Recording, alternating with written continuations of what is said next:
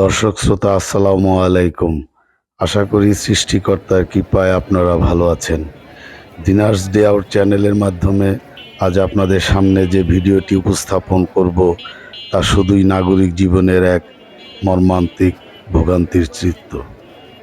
আশা করি না টেনে সম্পূর্ণ ভিডিওটি দেখতে দিনার্স ডে আউট চ্যানেলের সাথেই থাকবেন।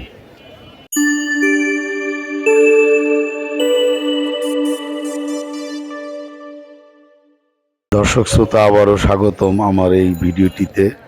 কোটা সংস্কার আন্দোলনের জের ধরে দেশের এক অরাজক পরিস্থিতির উদ্ভব ঘটে। এই অনাকাঙ্ক্ষিত অরাজক পরিস্থিতির কারণে ইন্টারনেট সার্ভিসের নেমে আসে ধস।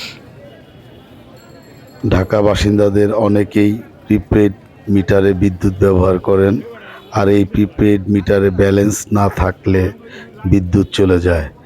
ইন্টারনেট সার্ভিস না থাকার কারণে মানুষ তাদের প্রিপেড মিটারে রিচার্জ করতে না পেরে ভীষণ রকমের বিদ্যুৎ বিভ্রাটে পড়ে যায়। ভিডিওটির দৃশ্য দেখছেন মিরপুর 13 নম্বর ডেস্কো অফিসের সামনে হাজার হাজার মানুষের ভিড়। ইন্টারনেট না থাকার কারণে বিদ্যুৎ গ্রাহকরা বাধ্য হয়ে ডেস্কো অফিসে আসেন তাদের বিদ্যুৎ কার্ড রিচার্জ করার জন্য।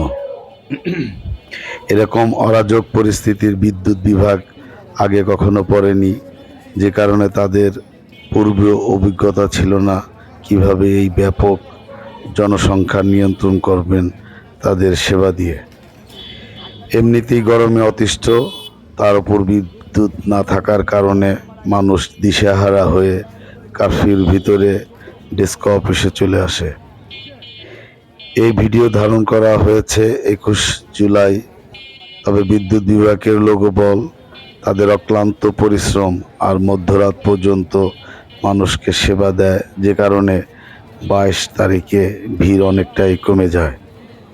যা হোক, এই লাইন দিয়ে যারা বিদ্যুৎ কার্ড রিচার্জ করেছেন তারাই বুঝবেন এই ভোগান্তির পরিসীমা কত ভয়াবহ ছিল।